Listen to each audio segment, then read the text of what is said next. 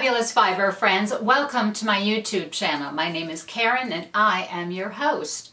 Thank you so much for tuning in, for subscribing and following me on Instagram. Welcome to any new viewers and hello and thank you for coming back to all my existing viewers. It has been too long, or as I think the youngins say, it's been a minute since I've last recorded. So Rhinebeck, those of you who follow me on Instagram saw the pictures and it was fabulous. It is quite an experience. It is a huge show, the Sheep and Wool Festival. It's just really crowded, a lot more than I had imagined. And even friends here, when they said, oh, like how many people show up for this? A couple hundred? I'm like, no, thousands. I mean, there are a ton of people. So much so that it was really hard to connect with people. Like, we made plans ahead of time, but then there was no internet service. But it didn't stop me from having a great time. And I went to the perfect yarn and tea shop. My husband and I went with our little dog Bozan. Bozan went to the festival with, well, not to the festival, but to New York with us. And when we went to Socrates, we were able to walk around with him, although it was quite chilly. So our poor little guy, I'll insert a picture. I had to wrap him up in some of my knitwear that we had because he was so cold. And then we carried him to keep him warm. But that was neat. Socrates is a great little town. And oh my God, you guys, I had a list of everything I wanted to go and do. And then I never referred to my list when I got there. So I completely missed Needles Up. Oh my God, you guys, Rhinebeck, the little town of Rhinebeck is so charming.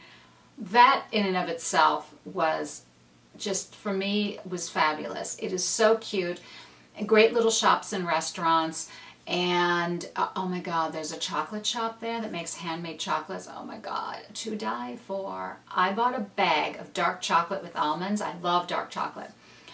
And I ate that whole bag, I think, in 3 days. It was probably 50 chocolates.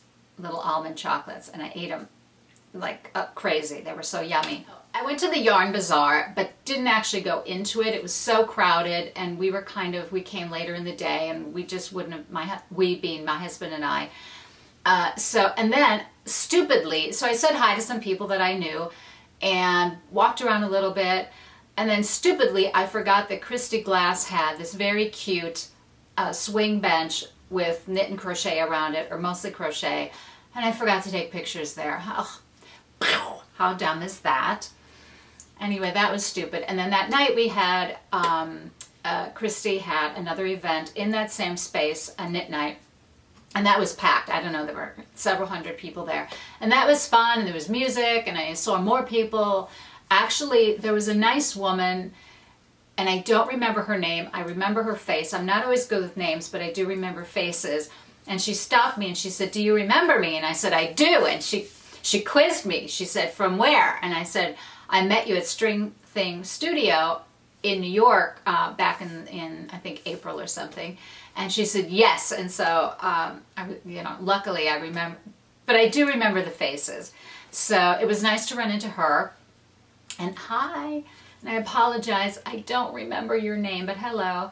And she had on a beautiful, I think it was sort of like a pumpkin-y orange, kind of a pumpkin orange cardigan. It was so pretty. So that was a great time. And then I met some other people that I don't actually, new to me people.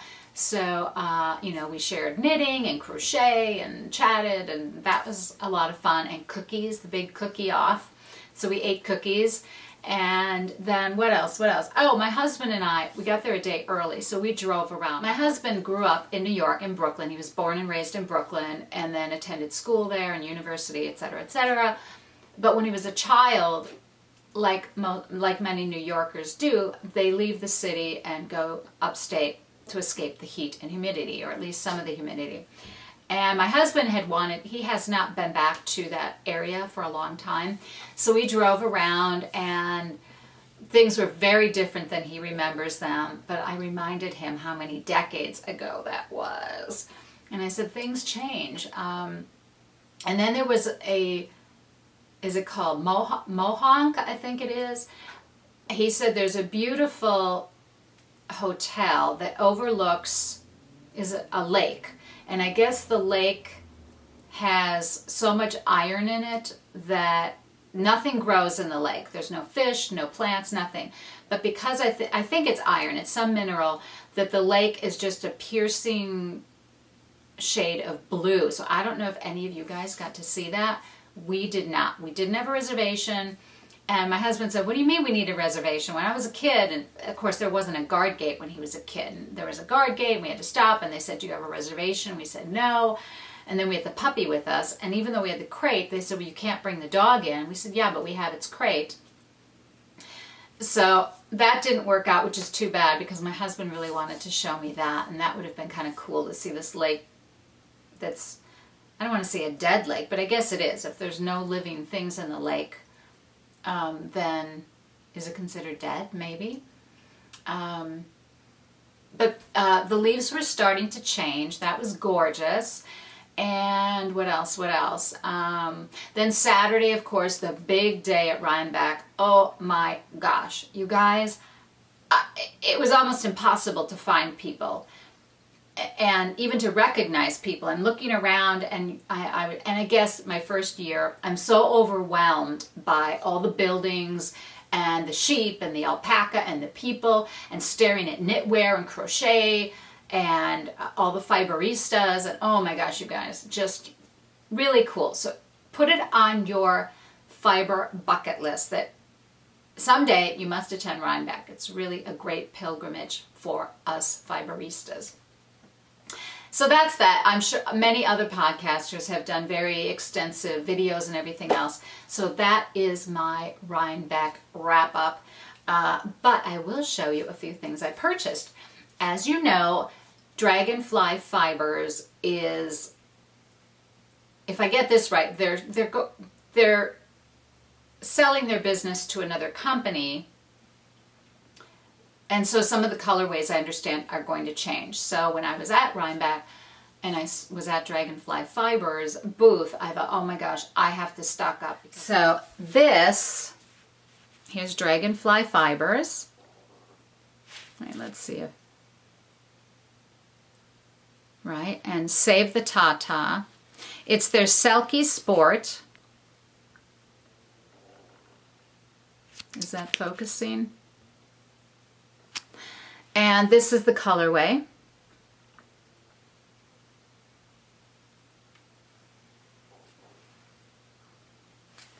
I just love it. And let's see what else. Oh gosh, this is really, now I'm getting warm. And some other colors that I purchased, let's see. This is Mermaid. And this one is Cheshire Cat. So this is Mermaid, this is Cheshire Cat. So I bought quite a few skeins of those. And last but not least, what is this one called? Royal, for Royal Purple. That is that. And I thought, do I have any idea what I'm going to make with these? No. But I was thinking, I really love, I don't know if all three or just two of them, but I had the idea that maybe the purples and the bluish, this one is almost turquoise, this Cheshire Cat. So we'll see what I do with those. I have no clue, but I love them. And it's called Selkie Sport, and it is BFL and mulberry silk. So these are super fabulous. I also visited the Morehouse Farm booth. I did not make it out to their farm, which I know some people did. But I saw, I think it was on Christy Glass's, one of her episodes, and they were talking about the Harriet's hat in Morehouse Farms. And the Harriet's hat, which I'm sure many of you have seen already.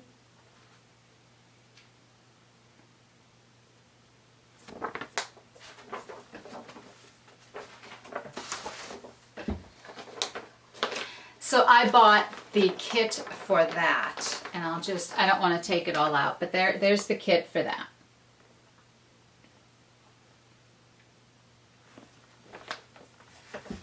And you guys, I have to tell you, this yarn, it's not even washed, and it is so soft. I can't even believe it.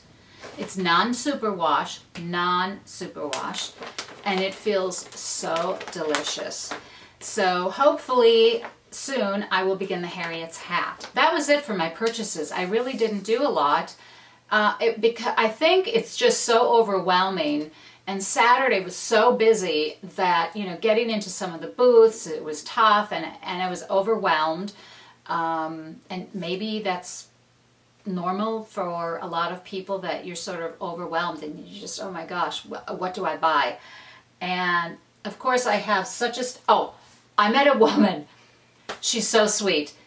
She, on Ravelry, keeps track of all of her yarn that she purchases, and she has over 600 skeins of yarn. I thought I was bad. I probably have, I don't know, 100, and I thought, oh God, that's sinful, 100. Well, she has 600, so yay for 600 plus, you know, skeins of yarn. You know, just when do you use that? And I feel guilty looking at my stuff here, and I do have plastic bins. 1, 2, 3, 4, 5, maybe 4 or 5, you know, like from Target, the big plastic bucket things, containers. And so those are full of yarn as well. So I don't know about that.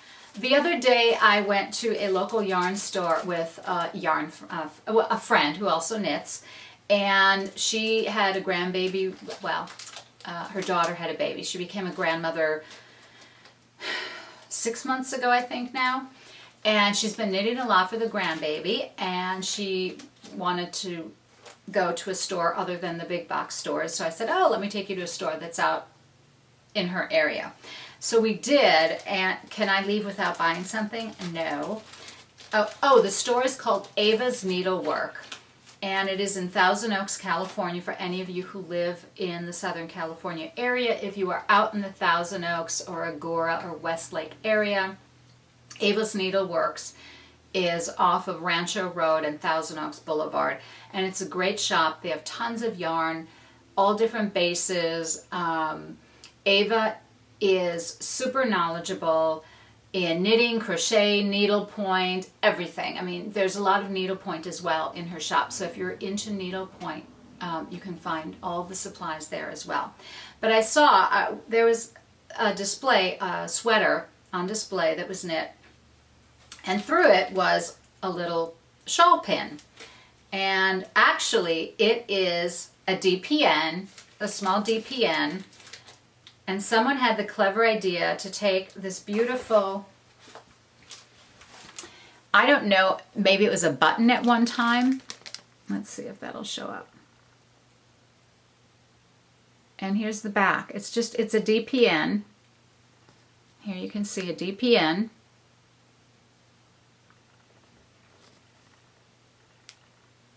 And it was just through the sweater. And I thought, oh my God, it was holding the cardigan closed. It was holding the cardigan closed, and it was so beautiful. And I just had to have it because I thought that was a clever idea. But someone was smart enough to think of that. That's cool. And so I bought 2 of them. Here's the other one.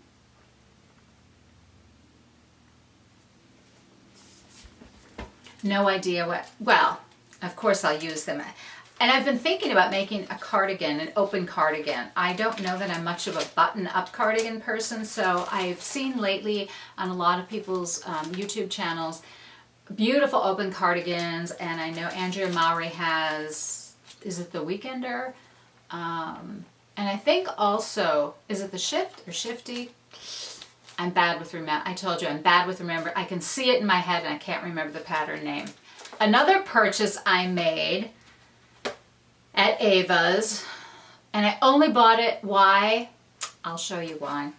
Look. Look at the colors.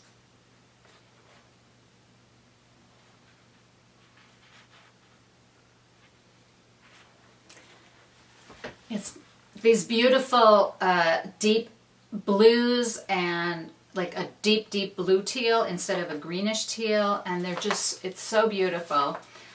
And I have no idea what I'm going, it's only 230 yards, but it was expensive.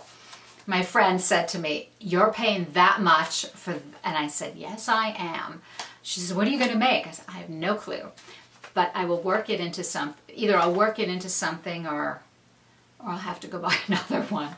But I love the colors. So those were my purchases. Here is my whip.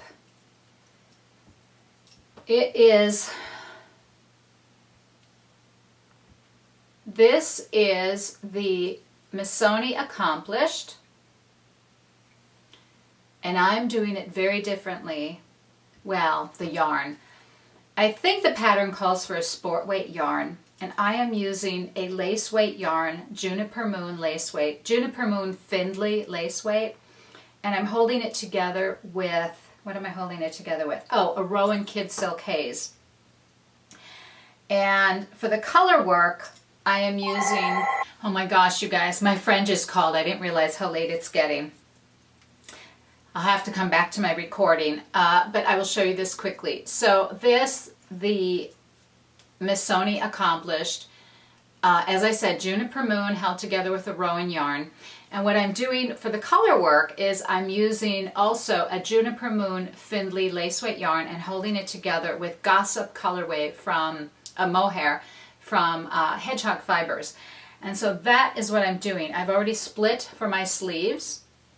And actually, you know what I did? I think some of you know that I put my sleeves on short 16-inch circulars, but then I found through Jimmy Beans or something, these, what are they called?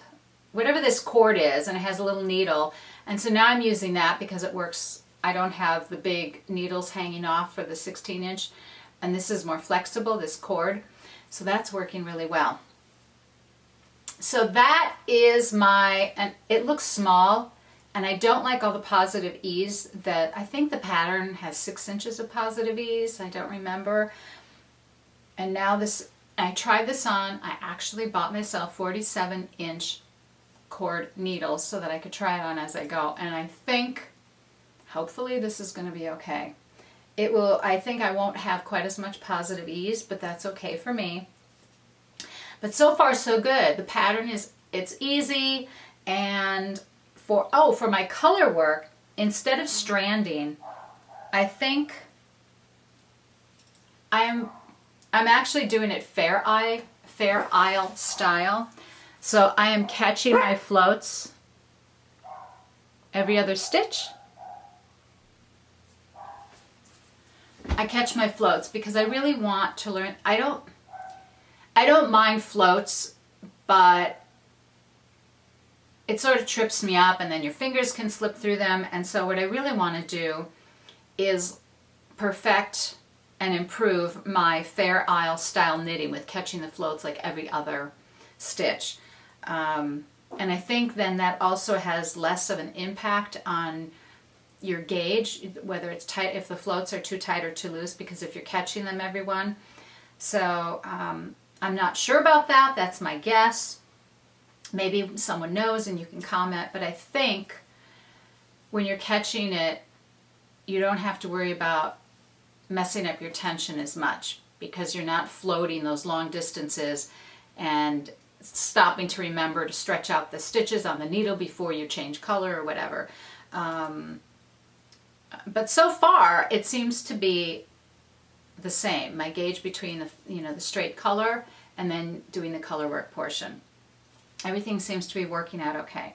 So plus I think it's good practice for me for when I do my Harriet hat, which is all color work hat, and I think it'll be much better doing it Fair Isle instead of floats. I think I like the look of that better, and it's so pretty on the inside. It looks more finished. Not that there's anything wrong with stranding. I'm sure I will still strand plenty, but I also want to improve my Fair Isle style knitting, and what better, and this actually, because it's an easy pattern, it's a good way for me to practice.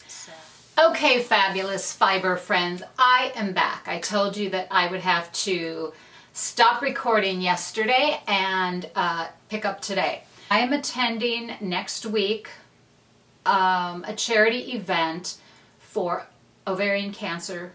It's called the Ovarian Cancer Circle, inspired by Robin Babbini. And Robin is a young woman who about 13 to 15 years ago, I don't remember exactly, she died of ovarian cancer. She was very young, like 21 or 22. She was diagnosed, and I think within a couple of years she had passed away. And so her mother started this charity raising money for ovarian cancer. So I've been attending the past few years, and last year I made some poncho shawls for a raffle, a donation raffle. And so I did the same this year, but I made different shawls. So I did the Railings Shawl by Woolenberry. And I know some of you have, on my Instagram, have said you love Woolenberry, you love their shawl designs. And I had never worked one of their patterns before. And this one I saw at the Altered Stitch. Dawn, one of the owners of Altered Stitch here in the Los Angeles area, there was a sample hanging in the shop, which I had seen a couple of weeks, like 2 months ago. And what I loved about the shawl is it's kind of shallow. It's not quite so deep. I mean, I love all different types, but I thought, just for variety, I wanted a shallower shawl with a much wider wingspan. So the Railings Shawl is such a shawl, or scarf. You can wear it as a scarf. And so I made 2 of them for the charity raffle. The first one, I used Jellyfish Dream yarns. I forget the colorway. It's all on my Ravelry page. If you want to see the colorway, just check out my Ravelry page, and I will link that below. So here's one of them.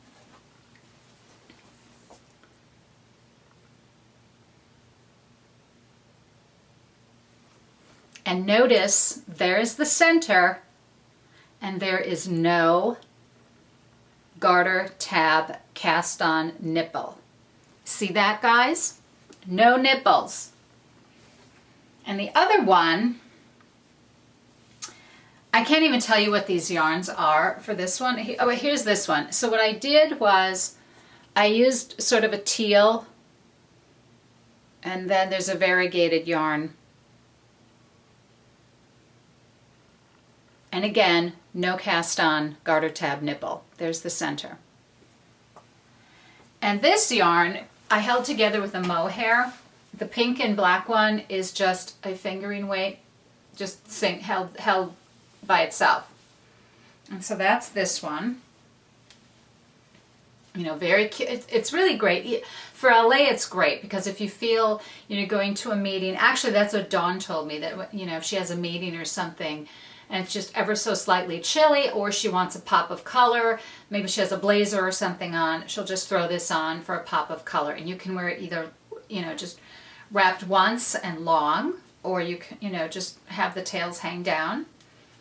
And this one is actually a little shorter because I followed the pattern more. The other one, this one, the teal one, I adjusted slightly. First, I have no idea what the yarn is. I bought this yarn, I don't know how many years ago, maybe 6. It's been in my stash. And this is all one skein of yarn. But for some reason, in the beginning of the skein, there is a lot of this teal color. So I divided the teal, I used that.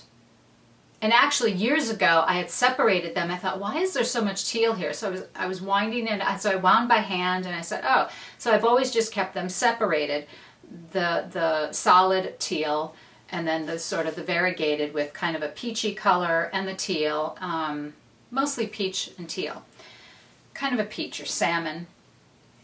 And so for this one, I used much larger needles than the pattern called for. And it's held together with mohair. I think I used, on this one, it was a shibui, the shibui mohair. So I used the shibui held together with a fingering weight yarn, and I don't know what the other yarn is. So sorry, I can't help you there. Also, the pattern has you do something and you only do 2 repeats of something in between other repeats. And I prefer odd numbers of repeats, so I actually did, instead of doing 2 repeats of this one section, I did 3. And I did that where it was called for those 2 repeats of this one particular pattern, lace pattern, mesh pattern. I did 3, so I did that a couple times. And so that, of course, made my shawl a little bit longer. Okay, so there it is. And I love, you guys, anyone that is new, I will tell you quickly. First of all, someone had asked me on Instagram, I wrote, I forget if it was for this shawl or this one, and I put FO. And someone had asked me what FO means. And I know when I first started knitting, and this would hold true for crochet, I didn't know what these acronyms were for. So FO is finished object.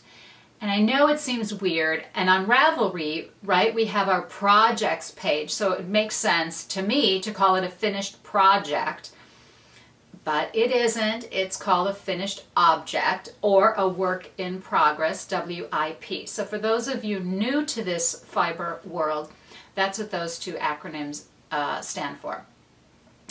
The garter tab cast on, I will repeat, whatever your pattern calls for, let's say your pattern calls for a size 6 needle, okay? I will do my garter tab cast on in a size 4. I will use DPNs. I will cast on with a size 4. I will work 2 or 3 rows in the size 4. I will increase to a size 5, work a couple of rows, few. And when I say a couple, I don't necessarily mean 2. I might mean 3 or 4. And I have mohair. And so I will increase the needle size every 3-4 rows until I get to the recommended needle size or the needle size that I choose to use. And that is how I have been able to avoid that garter tab cast on nipple. So these are my 2 shawls for the charity giveaway.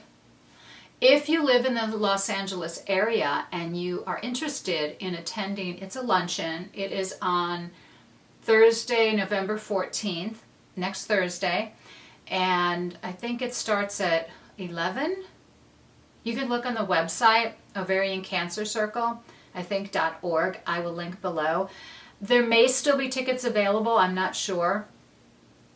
But if you want to make a donation to the Ovarian Cancer Circle, you can also do that there. If you are unable to attend and you do want to make a donation, please, go to their website and make a donation, because we ladies know ovarian cancer is not a good diagnosis, because most of us, most women that have that type of cancer, I have an aunt that died of ovarian cancer. She lived several years with it, but it's not a good thing, right? Oh, you guys, also, God, sorry, I've just got this mohair. Yesterday, the reason I left early is because a friend of mine, my birthday was last month, and she wanted to get together. We always get together for birthdays. And so we met in Beverly Hills. I live in the LA area, so we met in Beverly Hills, and there was a Louis Vuitton some little exhibit that her daughter had attended and said, "Oh, Mom, you guys have to check it out." So we did. We met there and walked around there. I will insert a few pictures, and I only have brief video, so it's very short. But a lot of the, what was really cool is they took a lot of the scarves, excuse me, the Louis Vuitton scarves, and they framed them, and that was a cool way to display the scarves. And some of them, oh my gosh, one, I'm going to put it in here. It had like the planets and a rocket ship, and that was really cool because I love the stars and the planets and looking up at the sky and that. So I really liked that scarf and the display. Then there were a lot of gowns from the Oscars. And so what they did is they had the gown, there was a separate room, and they had the gowns all on display on mannequins. And then on another wall, they projected and they were pretty fast clips of the actresses in that gown. So you could see the gowns and then see that gown, and it was a huge difference. Like, you look at the gown, you say, yeah, it's pretty, but you know, but then when you have it all styled up and the actresses in it and her hair and makeup and, you know, again, the styling, accessories, shoes, and just super, super fabulous. So that was cool. What I love about fashion, I know some people think fashion is frivolous. For me, I think fashion is very important. Fashion, whatever's going on socially, right? Fashion is influenced by a lot of what's going on socially. And you can see that through the years. Even like, let's say during the war, World War I and World War II, like Coco Chanel, she had, women were always cinched up, right, in their Victorian garments, which some of us, we think are a cool costume, right? But it was very constricting to women. So when Coco Chanel and some other fashion designers of that era, they came along and decided they needed, especially during wartime, when you have soldiers coming through, you got to hustle your bustle, and you don't have time to deal with a corset, and you know, you might pass out because you're strung so tightly, or no, you're bound so tightly. So I love that about fashion. Also, I love the architecture. Some of the gowns, just the architecture of the garment itself is just stunning. And so that's why I love to look at fashion. I think a lot of you do too. Okay, I think that's it. So today is dental appointment day. Nothing serious, just a cleaning. And then I'm dropping off my garments to the woman for my charity donation. So that is it, guys. Happy knitting, happy crocheting, happy weaving, happy spinning. Have a happy, happy Fiberista weekend. Bye.